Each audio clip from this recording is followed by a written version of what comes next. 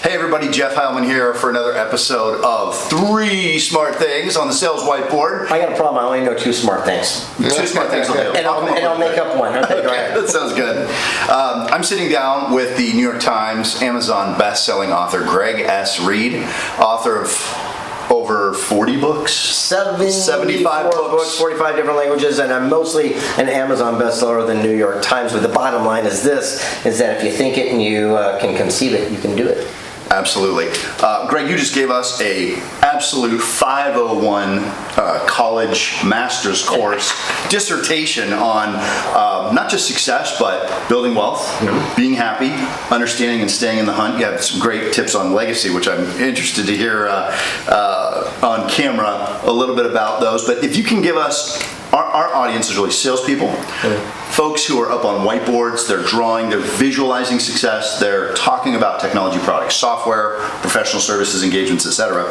Can you give us, from your background in professional speaking and influencing people, what are 3 smart things related to getting business done, and more importantly, having the types of long-term relationships that allow people to continue to have great engagements over time? Okay, it's very interesting. I might give you a little bit different take on this one, so I'm going to go with this. I realize the greatest way that we can build long-term relationships, no matter what it is to honor the person that's sitting across the table, because I realize that every single person that we meet will know something that we don't know. So rather than think I know everything, I try to get to something that they know that I don't know, and then I honor them for that, and I build a rapport right away.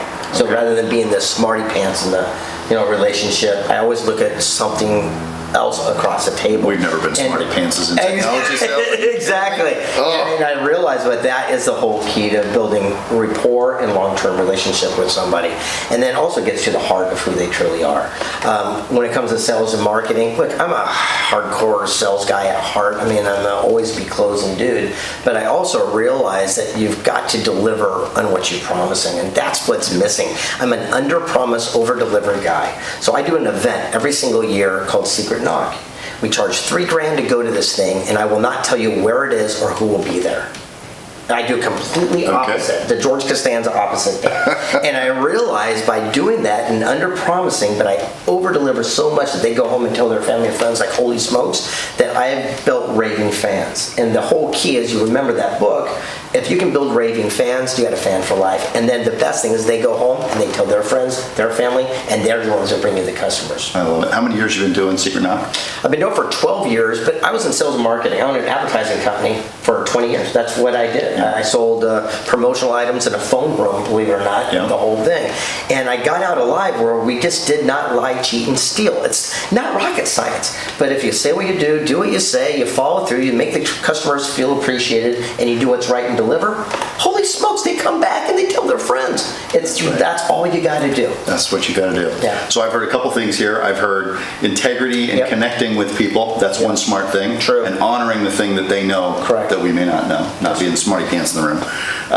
As far as sales and marketing, also shaping your offer in such a way that you can actually deliver on what you're offering.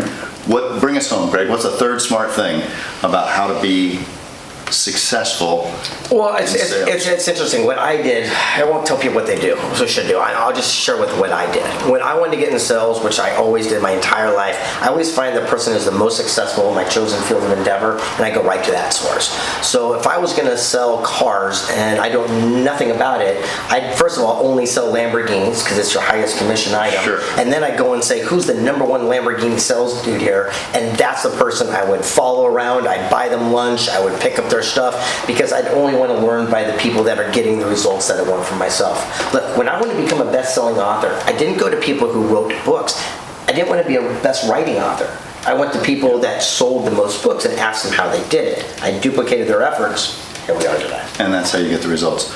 Guys, 3 smart things on Sales Whiteboard. This is the real Greg S. Reid right here. Follow him on Instagram, Twitter, and everywhere else on social media. I'm out.